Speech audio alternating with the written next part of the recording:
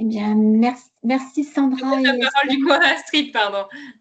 Oui, merci Sandra et Estelle pour cette présentation très détaillée et très complète des attendus du cahier des charges études de faisabilité.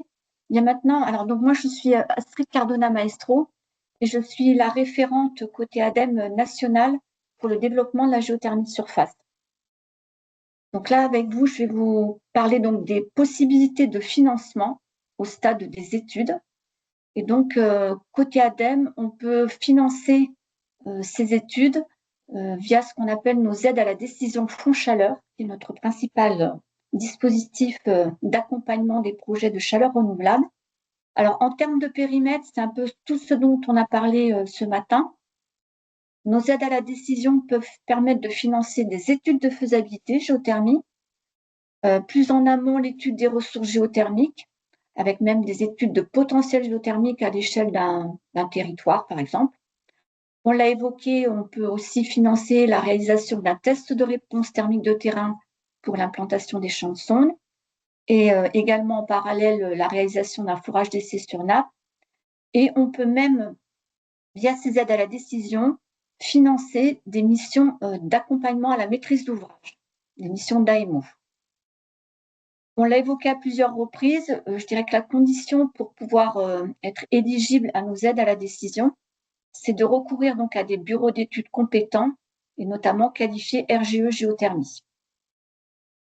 Et comme l'ont présenté Sandra et Estelle, il faut que la base de mission portée par le prestataire soit conforme au cahier des charges de l'ADEME qui sont disponibles sur notre plateforme Agir pour la transition.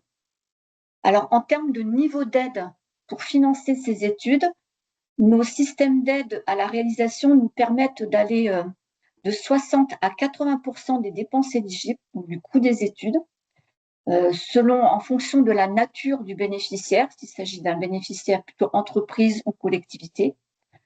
En revanche, avec l'idée d'accompagner un maximum d'études de projet, on est plutôt sur des taux d'aide moyens côté ADEME à 50% du coût des études. Donc là, je vous ai remis donc le lien vers notre page Agir, sur la page vraiment dédiée au financement, à l'accompagnement des études d'aide à la décision pour la géothermie de surface. Et ensuite, eh bien, si les études de projet concluent à la faisabilité de la solution géothermie, le maître d'ouvrage, le porteur de projet, qu'il soit public ou privé, peut à nouveau solliciter l'ADEME pour passer à la phase de travaux, et donc solliciter une aide aux investissements fonds chaleur.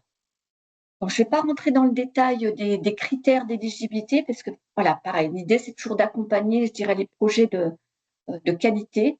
Donc, on impose un certain nombre d'exigences et de critères d'éligibilité qui sont définis donc, dans ce qu'on appelle nos fiches conditions d'éligibilité de financement. Donc, il y en a une dédiée à la géothermie de surface et une deuxième fiche dédiée aux boucles d'eau tempérées géothermiques.